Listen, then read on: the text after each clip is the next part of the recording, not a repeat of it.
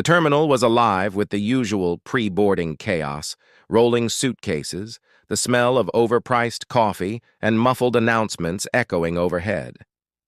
In the middle of it all, a young black woman stood in line, quietly scrolling through her phone. She wore a sharp navy blue suit, hair pulled neatly back, and a calm expression that made her stand out in the restless crowd. When the gate opened for first-class boarding, she stepped forward, ticket in hand. The flight attendant at the podium, a tall woman with a forced smile, glanced at the ticket, then at her. "Ma'am, this is the first-class lane," the attendant said, voice polite but edged with doubt. "You must be in the wrong line. Economy is boarding over there." The young woman's smile didn't falter. "No, this is my seat," she replied softly. The attendant chuckled like she'd heard something amusing. She scanned the ticket again, shaking her head. "This must be a printing error. First-class tickets don't look like this. I'll have to call my supervisor." A few people in line began watching. One man smirked, another whispered to his wife. The young woman stood still, her posture straight, her eyes locked on the attendant. "Is there a problem?" the supervisor asked, walking over. "Yes," the attendant said quickly, eager to explain. "This woman is trying to board first class with, well, an invalid ticket. I think she's confused." The supervisor took the ticket, looked at it, then looked back at the passenger. Something about his expression shifted, but before he could speak, the young woman calmly reached into her handbag.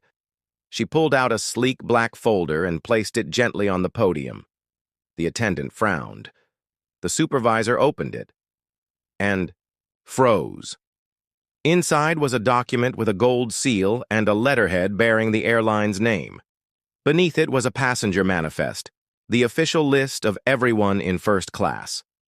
The very first name read, Dr. Maya Thompson, board member, Atlantic Airlines. The supervisor's face drained of color. The attendant blinked in disbelief. A couple of people in the crowd gasped. Before anyone could say another word, the captain himself appeared, striding quickly toward the gate. He stopped in front of the woman and smiled warmly. "Dr. Thompson, we weren't expecting you on this flight. Please let me escort you to your seat." The crowd went dead silent. The smirking man in line suddenly found the floor very interesting. The attendant stepped aside, her cheeks burning red. Dr. Thompson didn't gloat. She didn't raise her voice.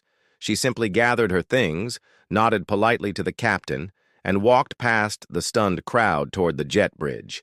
But just before boarding, she paused and turned back. Her voice was calm, but it carried enough weight to cut through the awkward silence. "It's 2025, she said. "You might want to rethink how you treat people before you know who they are." The gate area stayed quiet long after she was gone.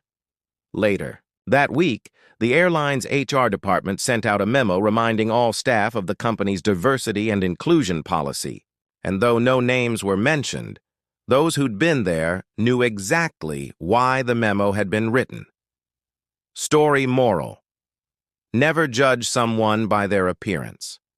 Respect costs nothing, but disrespect can cost you everything.